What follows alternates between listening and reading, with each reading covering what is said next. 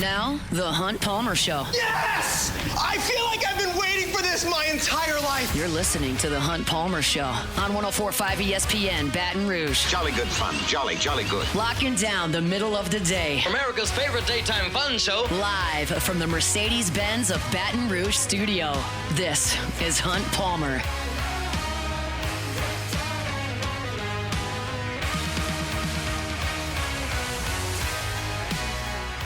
Hour 2, Tuesday edition of the Hunt Palmer Show. Appreciate you hanging out with us here on 104.5 ESPN Baton Rouge. Had Sharif Ishak and Glenn West in the first hour. Just me and you the rest of the way on this show, but I got a lot to chat about here. After a long weekend, I missed Friday's show as well. So you're talking about since Thursday, since I've been here, and a lot has gone on.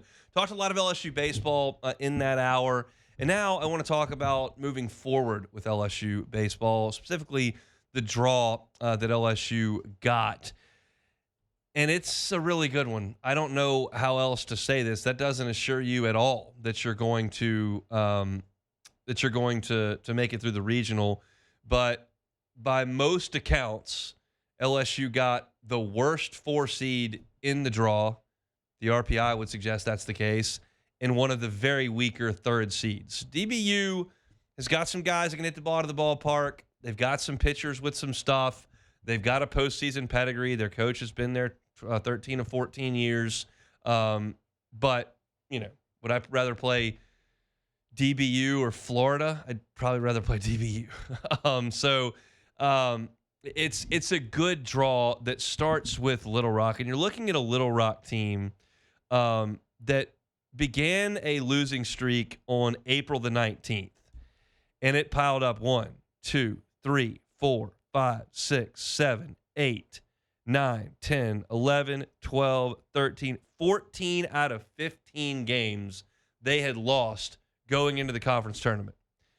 In the series before the conference tournament, they went to Southeast Missouri, who, by the way, Southeast Missouri is RPI 187. It's not like they're any great shakes. And Southeast Missouri outscored Little Rock in that series 43-8. 43-8. It was 19-0, 10-4, and 14-4. And then Little Rock goes to the Ohio Valley Conference tournament. They beat Southern Indiana 10-1. They played Southeast Missouri again and beat them 9-7. They played a 10-inning game with Eastern Illinois and beat them 9-8. And then won some pitchers duels late when everybody's supposed to be out of pitching. They won a 4-1 game against Lindenwood and then beat Eastern Illinois, the Fighting Tony Romos, I believe, 2-1. 2-1 in the conference tournament final. So they're red hot, I guess you could say. But they're still probably the worst team in the field. Their ERAs are really bad. They don't have a lot that scares you in the lineup. They do have, wildly, an April 15th win at Ole Miss, 7-3. Now, I think y'all are aware that I listen to a lot of different SEC podcasts when I'm running or cooking or out in the car by myself. Like, I try to stay as informed as I can with the rest of the league so that I can speak reasonably intelligently to you. And I do know that when Little Rock went to Oxford and beat Ole Miss 7-3, that Mike Bianco blew a gasket on his team after that game. Now, y'all have seen Mike Bianco for 2 decades. Pretty calm, pretty measured, generally fairly jovial.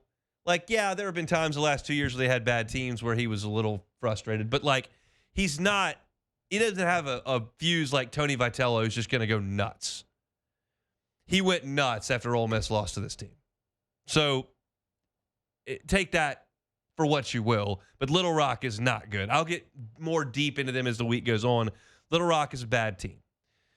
Dallas Baptist is interesting. I'm about to post a story in about an hour and a half at LouisianaSports.net, kind of going further into detail about Dallas Baptist as the 2 seed. They're 40-16 this year. They went 21-6 in the league. They won 8 of their 9 conference series in Conference USA. But this is what Dallas Baptist does every year. They pretty much beat up on Conference USA and out there in that league, and they do a really good job of scheduling up in the midweek. They played Oklahoma State twice and split them. They played TCU twice and split them. They played Oklahoma and crushed Oklahoma 9-1. In Norman, they played LSU at Globe Life, obviously, and it was a 7-3 game. So they've played a lot of power conference teams. That's right there, 6 games that they played against the Power 5. And they're very, very seasoned as a baseball team, having been to 11 straight NCAA tournaments. Their statistics, to me, are not something that I'm going to spend a ton of time on. Like, it's all we have, but Conference USA is not good, and DBU beats up on it. Like, Nathan Humphreys is hitting .360 with 17 homers. Grant Jay, who was a freshman All-American, was an All-League player last year, and hit a home run against LSU in the tournament in the Tuesday game. I guess that was a Wednesday game a couple months ago. He hit 19 home runs this year, .322 average, but CUSA is not great, so I'm not going to put a ton of stock into these numbers. DBU has had a difficult time winning the first game of a regional. They're usually a 2 or 3 seed, and they've gotten beat the last 3 years in that first game. Now, I'm not sure what they're going to do with their pitching, but I will tell you this. They've got 3 guys that they trust, and I know about all 3 of them. You're talking about a former LSU Tiger and Micah Bucknam, who was their Friday night guy before he got hurt and has come back, and he threw 3 perfect innings last week. But I don't know that I'm expecting him on Friday or Saturday of this week to go 120 pitches. Like, he's coming off of an injury. But he's got 95-mile-an-hour fastball and, pretty good slider. There's a reason he was an LSU Tiger for 2 years. James Ellwanger is their next guy, and he's got legit stuff. Now, I have not seen a season-long line score like this before. And let me elaborate. Ellwanger's a 6'2" right-handed pitcher. He throws 96, 97. He's got a really good slider. And because of that, he's got 90 strikeouts in 59 innings. Like, it's legit stuff. You can pull it up on YouTube. He's got legit stuff. But what I can't quite figure out is the usage of James Ellwanger, because he goes in these, for a starting pitcher, really short stints, and it's not like the pitch count is astronomical. These are in starts for Ellwanger. These are how many innings he throws, and I'll try to kind of roll through this, but you'll get the picture. 3 innings, 4 innings, 2 2/3, 4 2/3, 4 innings, 1 1/3, 3 innings, 4 innings, 4 innings, 4 innings, 5 1/3. Like, these are starts. And his pitch count is always under 90. Now, the last 2 weeks, they've gone 97, 93. And he's gone 5 1/3 and 6. But there's so many pitch counts at around 57, 73, 70.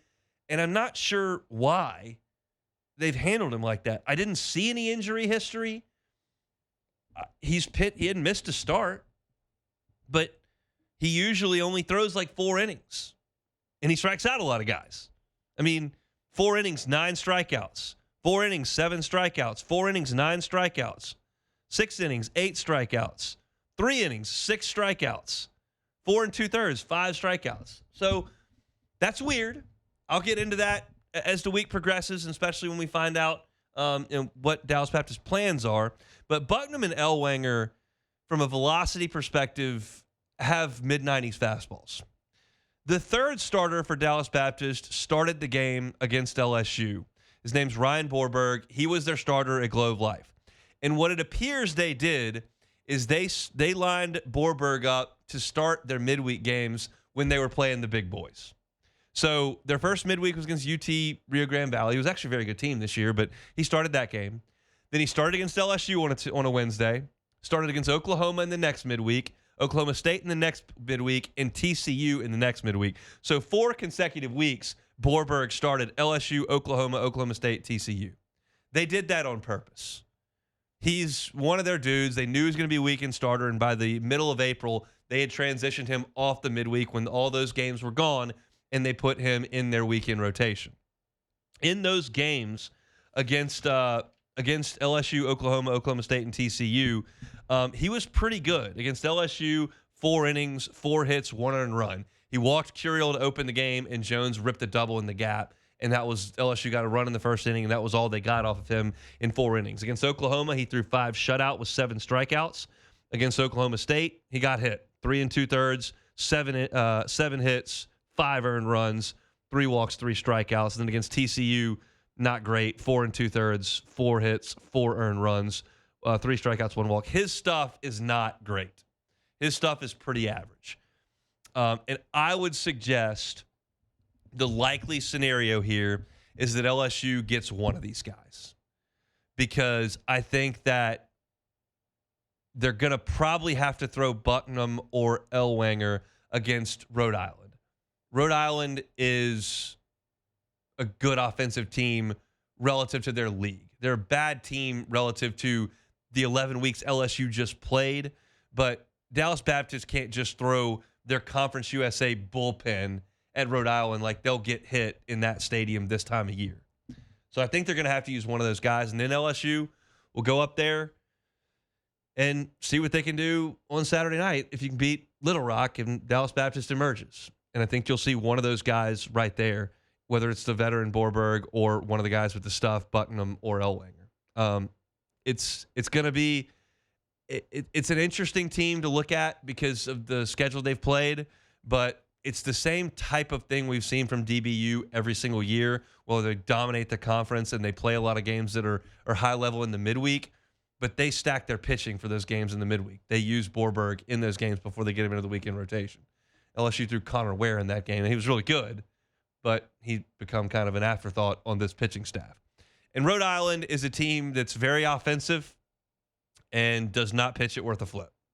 So if you're LSU, I think you're looking at hopefully Rhode Island can do some work against that DBU pitching. You almost got a gift last year in the regional opener. LSU walked off Wofford, and then a couple hours later, you had a chance for a massive upset of North Carolina, and it just came up an inning short.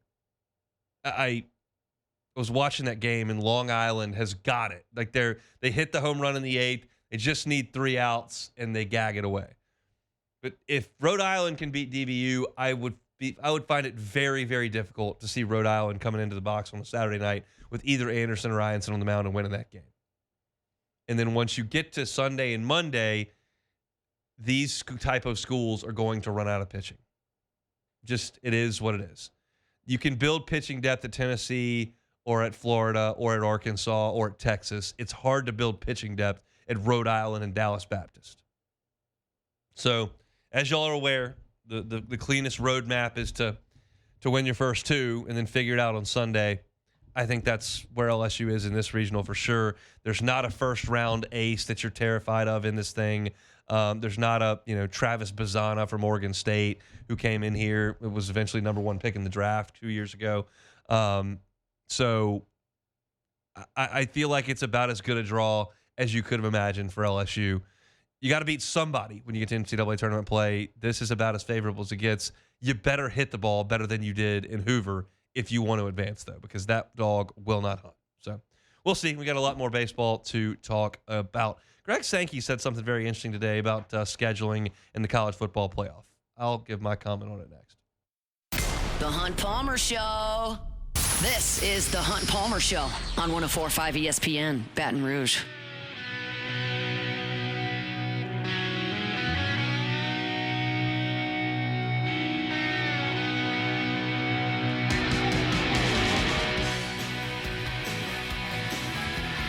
All right, Alondra and Cassie, I'll open y'all's mics here. I was getting texts yesterday from Jacob Beck. He was at Wrigley Field. Okay. And he said he was going to try the 999 challenge. Are you aware of the 999 challenge? Yeah. 9 beers, 9 hot dogs, 9 innings. Right. I'll allow both of you to guess how that went. Like in a total amount that or he watched 9 innings. So how many beers do you think he drank? How many hot dogs do you think he had? He tried to do 9. I don't think he did the full 9. So I'm gonna go with 7 beers. And how many hot dogs? 5. Okay, Cassie, do you have a guess? I was going to say like 5 beers and maybe like 5 or 6 hot dogs. Beck got 6 beers and 5 hot dogs. How do we feel about that? Okay, I'm a little disappointed in the lack of beers. Like, I feel like I could probably do the beers part of that challenge. I think I could drink a beer per inning. I don't think I could eat all those hot dogs. So the hot dog isn't disappointing. I'm impressed that it was 5. I'm disappointed in the amount of beers that he drank. He said 6 beers, 5 dogs. I did my best. And I texted back, weak showing. And he said, Hunt, it was impossible.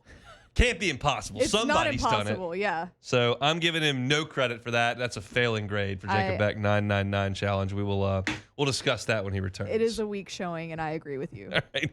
Let's talk about what Greg Sankey had to say over in Destin last night. First of all, let me put this out there as a caveat.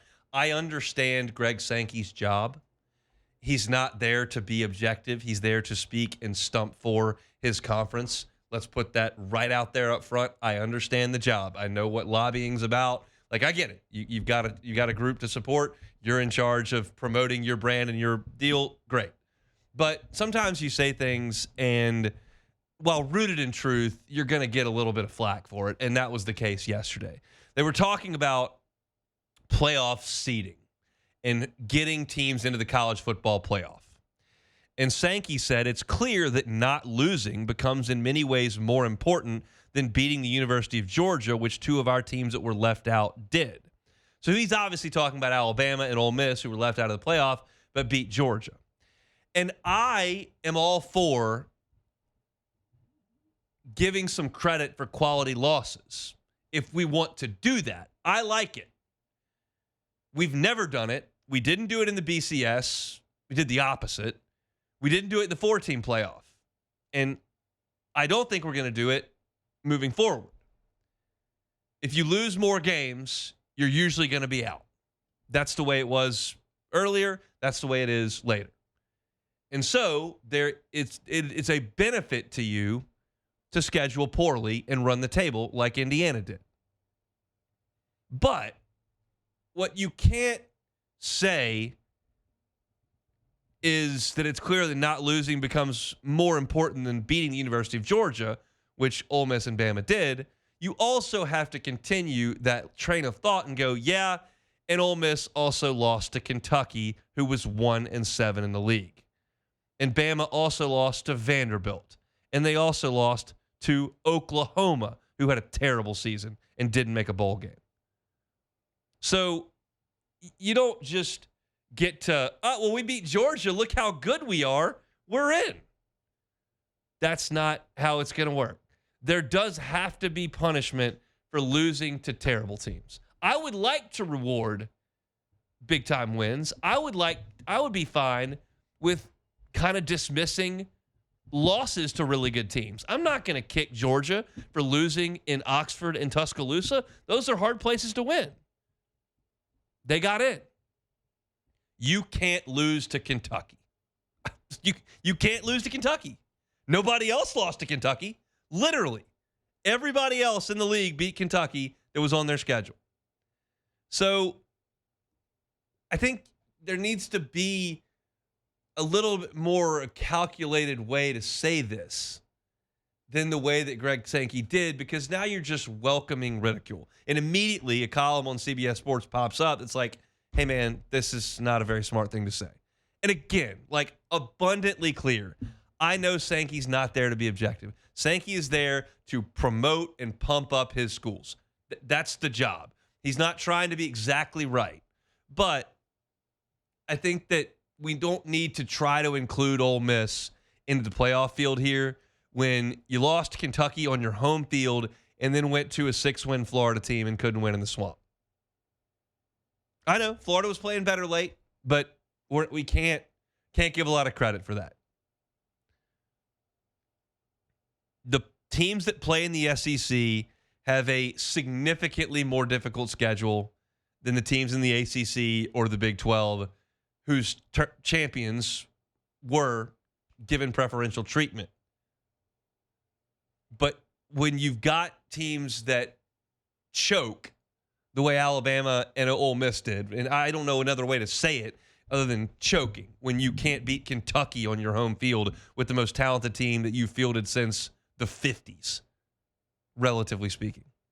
That's Ole Miss.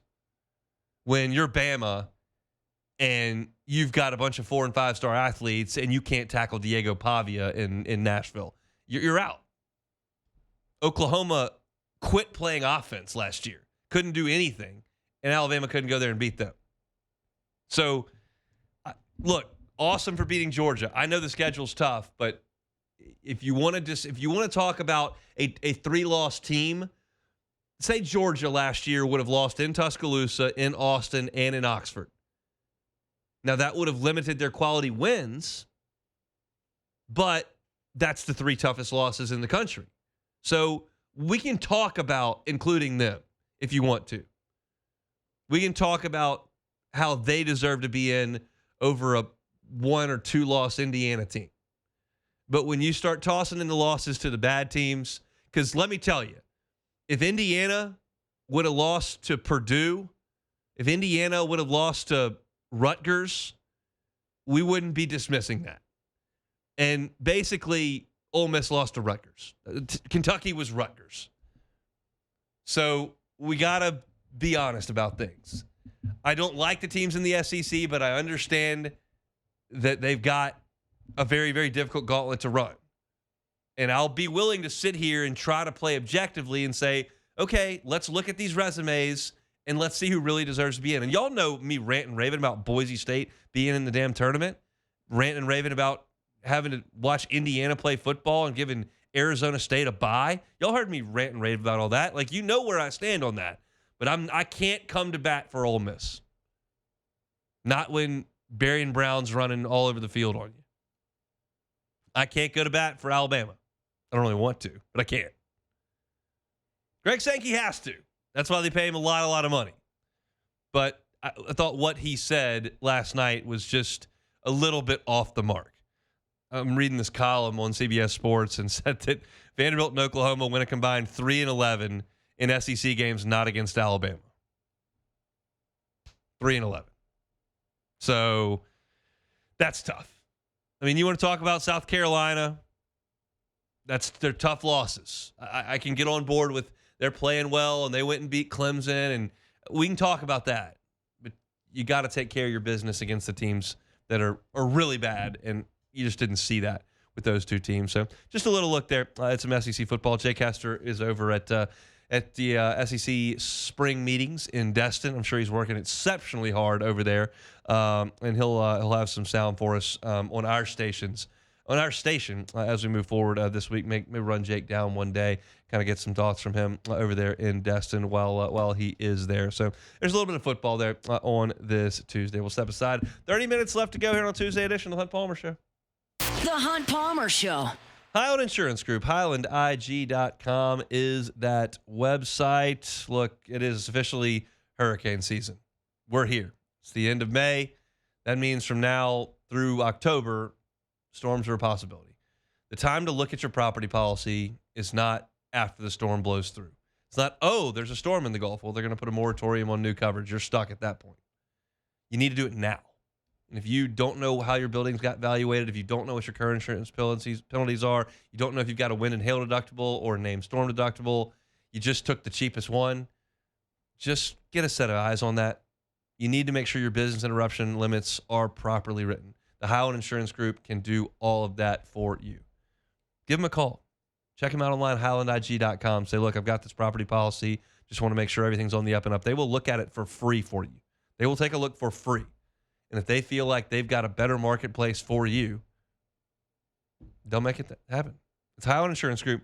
You can find them online at HighlandIG.com, HighlandIG.com. You're listening to The Hunt Palmer Show on 104.5 ESPN, Baton Rouge.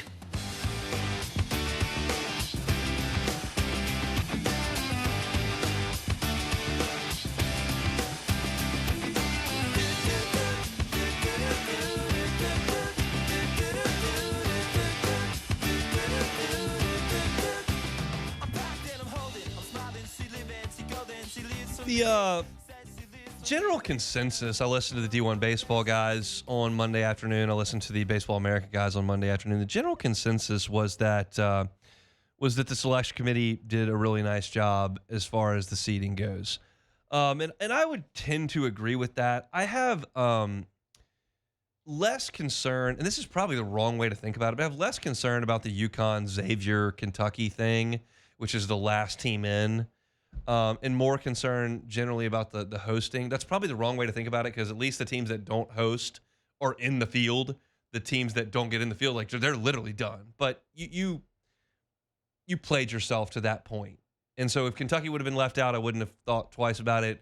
UConn and Xavier get left out. I don't really care that much about that. But I was interested in some of the host sites. And the one that I just did not agree with was UCLA for me. They get the 15 seed. And to me, when I look at that resume and I look at a team in UCLA that was 3-7 against Q1, that is damning to me. And like Southern Miss didn't play a lot of Q1s, but they were 7-5 when they did. So I appreciate that. Even DBU was 7-4 in their Q1s, and they're coming to Baton Rouge. Florida got a bajillion chances, went 11-17. So you can look at that either way. The team I might have looked at, though, over UCLA is Alabama. Because Alabama went 15-12 in Q1. Alabama had a better RPI than UCLA. They had 12 more Q1 wins than UCLA. And I get the people that are going, well, they just need to put hosts out west. Do they? We've got to give UCLA a host in that little stadium that no one can find. I still remember Jacques Doucet when LSU was sent out there in 2010. His entire regional preview was like based around this farmer's market that was right beyond right field at the ballpark that nobody even knew at the farmer's market UCLA had a baseball field 20 feet away. There was no press box. They had porta potties set up down the, like, we really need to do that? I know they made a run in the Big Ten tournament. I know they won a national championship in 2013, but I know they went 22-8 in the Big Ten. But 3-7 against Q1, I would not have given UCLA a top 8 national seed. I don't know that Florida deserves one. I don't know that Dallas Baptist definitely deserves one. I don't think TCU deserves one, but I could get on board with Bama. I just thought it was iffy, to say the least. If you look at LSU's resume, we talked about this last week. I was still yesterday getting DMs antagonizing me about my thoughts on LSU as a top 8 national seed. LSU finished with an RPI of 10, which was just outside of where you'd like it to be, but okay. They were 13-11 in Q1, and then 8-1 in Q2. So that's 21 wins and 12 losses in Q1 and Q2. The strength of schedule was not great. Non-conference strength of schedule was a disaster, 221. And you've got to be careful about that. Like, Texas's was bad too. It was 204, but Texas won 22 league games. So at that point, it doesn't matter. But that non-conference strength of schedule for LSU it's got to be something that you take a little bit more seriously. The SEC is going to carry the weight. And because LSU won 19 league games and then won a 20th in Hoover, your RPI sits there at 10. But you're, in my opinion, playing with a little bit of fire there if you're giving the committee some ammunition. But there just weren't enough teams, to me, that merited jumping LSU. So that's what my point was 2 weeks ago and last week after the South Carolina series. It's like, LSU's resume is good. It's not great, but it's always a comparative thing. And as I look at some of these teams, like, I just can't get to giving them seeds over LSU. And Oregon State did get the last one, and I did not think they should have. I thought Oregon State, with that four losses to Oregon, and then, you know, they're their quad one was 8, and then until Hawaii jumped into the top 60, and now it's 11. But I thought it was light, and they got in barely as the 8 seed, and they edged out Florida State, Ole Miss, and Clemson to get there. And I look at Ole Miss, and I see a 12 RPI, and I see 21 conference wins if you include the Governor's Cup, which is their Tuesday midweek game against Mississippi State, which does count on the committee sheet, and then the 3 games they won in Hoover. And they had 19 quad 1 wins, which led college baseball. Like, to me, that's better than Oregon State. But if, again, there may be some of you that are saying, well, they're favoring the West Coast. And the West Coast does have its travel disadvantages. Like, everything's so spread out there. But I don't really want to consider that. I just want to look at the numbers, what the numbers tell me. And you can't give everything to the SEC. And that would have been 7 of the top 8, so I get it. I guess that's the cap, 6. But this is another tweet that I sent out 2 weeks ago when I started to crunch the numbers and look at if relative chalk held, which it did, that they were going to have to give the SEC 6. And they did. And we've now gotten to that point. We've gotten to the point where the softball selection committee will put everybody in, where the men's basketball selection committee put 14 of the 16 in, where the baseball committee put 6 national seeds, 8 host sites, 13 teams in, including Kentucky. You don't have to play that game anymore of, well, are there too many SEC teams? We all know where the power lays in college athletics. We all know this. And I think this, because we've already seen it in basketball, we've already seen it in softball, we've already seen it in baseball, and I think you're going to see in football with this subjective committee that's going to put together the postseason field. It's not the BCS computers anymore. They just spit out numbers. Like, it is a subjective group that makes decisions. And nobody is going to be taken seriously if they stand up in one of those committee rooms and go, I think we're giving the SEC too much here. Because watch this. We're going to go through 2 weeks of baseball here, and 5 or 6 SEC teams are going to get to Omaha. I'm just telling you. Now, Tennessee and Arkansas butt heads, so only one of them can show up. But I've got the bracket here in front of me.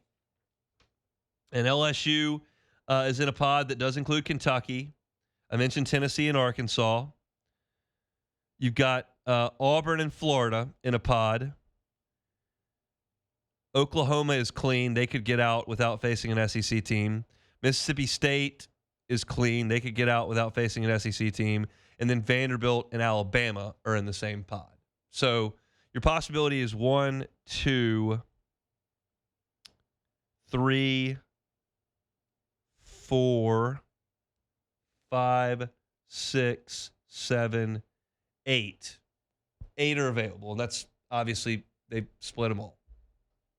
So that everyone is now on the same page. It's not impossible to give 6 national seeds. It's not impossible to give half the host sites. It's not impossible to put all but 2 teams in the basketball field. Like, we've gotten to the point where we're not putting quotas on things.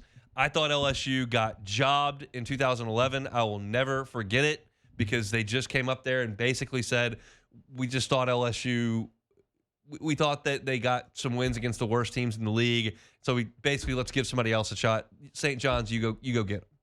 I don't think we're going to do that anymore. And that's why Kentucky's in the field this time. Because Kentucky was in Omaha last year. And Kentucky has some good series wins. And Kentucky is probably better than Xavier and UConn. Who have, look, Xavier won some games in the Vanderbilt Regional last 2 years ago with Justin Lohr on the mound. And UConn's been a regional team. But Kentucky's better. And so I think that's one of the things I took away as I was kind of crunching numbers and matchups and all that kind of stuff. I'm going, okay, but also look at the sheer volume from the SEC. That's the way it should be because they're the best teams. And we see that every single year in June when we get to Omaha. Hopefully LSU's one of those. Chugging right along here. Let's come back and close it out. It's a Tuesday edition of the Hunt Palmer Show. The Hunt Palmer Show. Genesis of Baton Rouge. GenesisofBatonRouge.com is that website. Every car that's on the lot's online at GenesisofBatonRouge.com. Safety, big deal with the folks at Genesis. Every single vehicle in that line, whether it's the entry level, highest end, sedan, SUV, all of them, IHA top safety picks. Some top safety picks plus. Every single Genesis model comes with a baseline of outstanding safety features. Now, there are some that enhance them, but every single one comes with a baseline. They're not going to cut corners. It's important to them. When you get behind the wheel of a Genesis, you can feel the comfort. You can see the style. Brand ambassadors can show you how to use all the incredible features. What you don't know when you sit behind the wheel is, like, how safe is this car? Well, I can promise you, if you get behind the wheel of a Genesis, it's one of the safest on the road. Get by and see them. GenesisofBatonRouge.com or Airline at Pico across from Women's Hospital. The entire inventory is there. You can start your shopping process online, and they'll come to you for a test drive, whether it's at the office or at home. Genesis of Baton Rouge. Go check them out online, GenesisofBatonRouge.com. Partner of LSU You're Athletics. listening to the Hunt Palmer Show on 104.5 ESPN, Baton Rouge.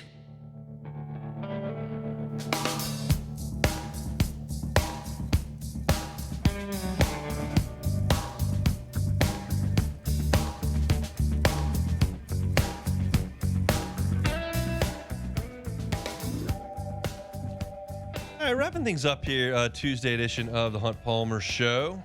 Been a good one. Good to get back in the saddle here. There's just so much to get to when you miss that much time over such a huge weekend of activity. Saints obviously in OTAs. You had the SEC tournament, selection show. Now you've got the regional to get to, and so not even enough time to get to football, all the things that are going on. So we'll do some more of that tomorrow. We'll have Koki Riley, the advocate, on tomorrow as well. Getting ready for LSU and the regional coming up on Friday. It'll be a What If Wednesday tomorrow. And I think tomorrow my plan is probably to talk about how I would handle the pitching this weekend. I've got some thoughts that they flash the names up on the screen, and like, I don't know anything about Little Rock. Not one thing about Little Rock. They throw a name up on the screen going, oh, Rhode Island.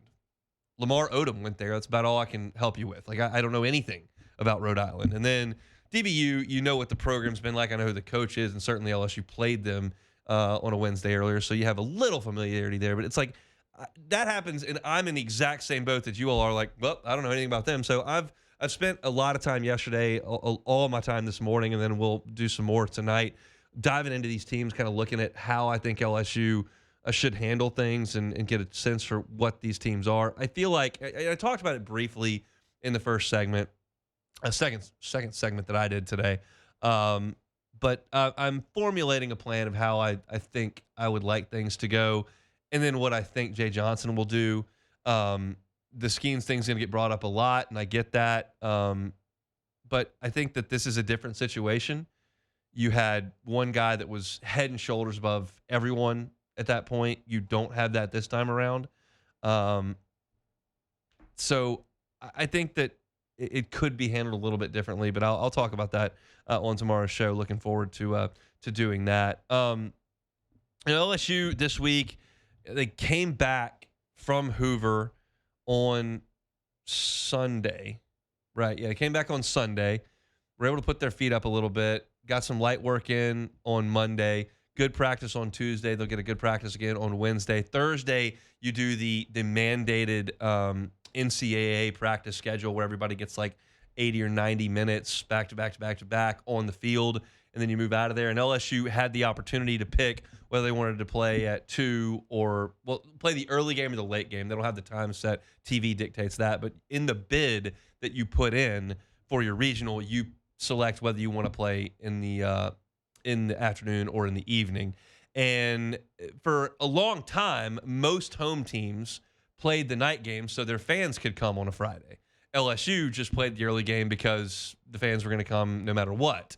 And Skip Bertman had a long talk with Jay Johnson and talked about when he thought you should play that game. And Skip's reasoning was you play the early game for 2 reasons. One, if there's a delay, you're first to get your game in. What you don't want is a rain all Friday afternoon while you're the night game. So the afternoon game gets bumped tonight, and you're either playing at all hours of the evening or you have to come back and play 2 games on Saturday.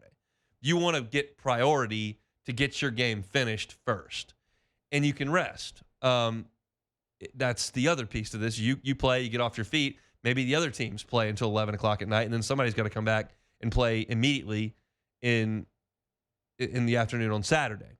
Now, Jay Johnson said when he was in Tucson in Arizona, they played the night game because it's so hot. He just did not want his guys out there in the heat. Rain wasn't a factor. Wasn't going to rain. He just wanted the other teams to melt at 1 o'clock, and he'd go out there at 6 o'clock and play. So this is the right thing to do. I promise the guy that has the 1 to 3 radio show in Baton Rouge doesn't want them to play at 2 o'clock on Friday professionally, but I don't really care about that. I just want them to win the game. So I'll talk about football for the last hour of my show on Friday. We'll clip it and put it on YouTube, and you can check it then. Matt's going to be at Walk-Ons doing his show from 3 to 6, and hopefully things wrap up pretty quickly and folks can get over and see him then. But it makes a lot of sense to play that early game for all those reasons, and so we'll see what LSU decides to do. We'll get the starting pitcher announced when we're on the show, starting things up at 1 o'clock on Friday. So we'll chat with Joe Healy on Thursday about some of this stuff. Might see if we can run down Aaron Fitt tomorrow for his thoughts on it. We'll talk to Koki as well. But I'm learning a bunch about these LSU regional teams, and I'm going to write a story on all of them up at LouisianaSports.net. I kind of got the first one out of the way as far as a template goes with my LSU story that's up there right now. So if you want a little an idea of what's coming on the other 3 teams, my LSU piece is up there right now. I'm calling it the bracket breakdown. And so I've got a Dallas Baptist piece that's about 80% finished, but I want to get back in there and see a few more things, especially offensively about them, and then I'll get those posted, and that'll go up this afternoon. Then tomorrow I'll have a piece on the other 2 teams, which are Rhode Island and Little Rock. So we'll do that on the site tomorrow as well. So it's been a fun show. Appreciate you all for hanging out with us. If you missed any of it, you can catch it on demand wherever you find your sound. We open things up talking about how LSU played against Texas A&M and Ole Miss. Not the resume, not the regional to come, just how did LSU play in the SEC tournament. Talked about that at 1 o'clock. Sharif Ishak was with us talking Saints at 1:15. Specifically, what does this Saints offense look like? What do they need to do to get it where it needs to be? Do they have enough playmakers? Is Shook in a position to succeed? We talked about that at 1:15. You can find that wherever you find your sound, Hunt on Saints. Glenn West talked some baseball with us at 1:30, and I gave my really glowing remarks on the new SEC tournament and how the single elimination format worked out. I loved that. That was at 1:45. LSU got a top 8. What did the metrics say? What did the draw look like? At 2 o'clock, I kind of looked at big picture at what LSU did as far as the tournament field is concerned. Greg Sankey is talking about teams that beat Georgia need to be in the playoff. Doesn't matter who they lose to. I didn't love that. Briefly spoke about that at 2:15. And then at 2:30, I talked a little bit of LSU baseball as well. Garrett Nussmeier's little brother, Colton, is a top 3 quarterback in the country. On 3 just released that. He's just behind 2 guys in that class of 2027. They also chatted with him about his recruitment. He said that he's really taking it slow, not in any hurry whatsoever. And as a sophomore, doesn't need to be in a big hurry, but I think LSU will be in the mix for that one. I may get to a little bit of that on tomorrow's show for a little bit of football there for you. But either way, if you missed any of today's show, you can catch it on demand wherever you find your sound. Just search Hunt Palmer Show. Like, subscribe, rate, review. You can find it. And then we appreciate you helping us get our content in front of as many folks as we possibly can. And then if you're looking for LSU, Hunt on LSU. If you're looking for Saints, it's Hunt on Saints. Those are all football, all the time, all year round, every day. So if you're not fired up for baseball right now, which has got to be just a few of you, you can find football there all year round. If you are fired up for baseball, you're in the right spot. We're going to talk about it all week moving forward. Very much looking forward. It still feels like Monday to me. I can't shake that mentally, and I'm sure we'll get there pretty quickly here as we get into Wednesday shows and get to a regional before you know it. Matt's going to drive you home next on After Further Review. Appreciate y'all hanging out with us. We'll see you tomorrow, same time, same place for a Wednesday edition of The Hunt Palmer Show. The Hunt Palmer Show.